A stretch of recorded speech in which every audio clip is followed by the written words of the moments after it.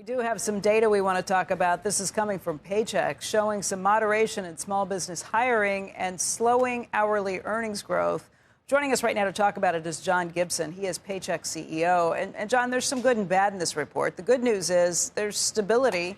Small businesses are hanging in there with their staffs, but hiring has slowed a bit, correct? Yeah, Becky, first of all, thanks for having me. It's great to see you again.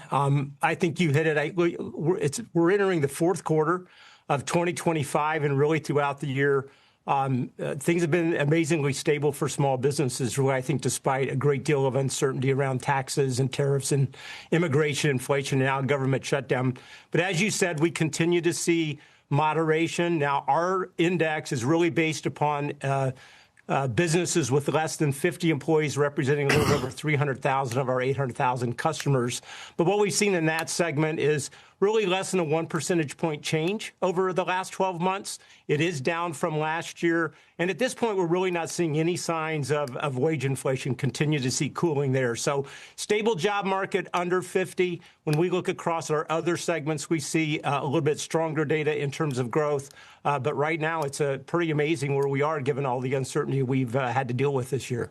Yeah, John, we're going to look at these numbers more closely because we're not getting government data. So this is a really good point for people to kind of pour over to try and get a feeling for how things are going. I guess one thing that's really pointed out with this is weekly hours worked reached a near decade high. And that's good news. People are working more hours, but it's probably a sign that employers are a little reluctant to hire someone new, even when they have additional tasks potentially. Well, Becky, I'll tell you what we're hearing in this segment under 50. When we're out there engaging our clients, we're large HR outsourcers. So our businesses HR people, under 50 people. Yes, right? yes, businesses under 50. When we're out there talking to them, it's really a labor supply issue in this market. Chairman Powell talked about it last week. There's a big debate going on. Is it a supply or demand issue? I will tell you, in the small end of the market, it's a supply issue, a lot of constrictions on immigration, and challenge to find qualified workers. What you're seeing is you're now seeing workers increase the number of hours, as you said. This is a very positive sign for take-home pay. But let me give you an interesting stat on this. Over the last 50 months, we've seen an increase in hours worked only 3 times, because this has been the way that small businesses have controlled their cost. In the last 2 months, we've seen increases the last 2 months consecutively over 3%. We've not seen that in a decade. And so you have something now that we've seen 2 months in a row that we've not seen 3 times in 50 months. What we know is, and there's been some Fed studies on this, is that when we start to see the number of hours worked increase at this level, we typically begin to see employment increase in the preceding quarters, because really what's happening is they're trying to get the most of their existing workers. Right. Okay. So that's good news. The one thing you pointed out that I think is probably pretty important for people to realize, too, is just the inflationary signs. Hourly wage growth is below 3% for the 15th month in a row.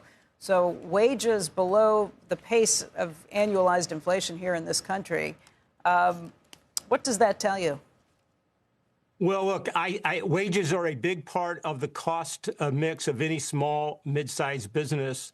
And I think that if you continue to see wage inflation at that level, you're going to continue to see inflation come down at that level. Right now, it's very hard to understand exactly how tariffs are fitting into hard goods in terms of the total cost of businesses. But I think if you keep labor below 3%, you've got something that's going to continue to move inflation down towards the Fed target of 2%.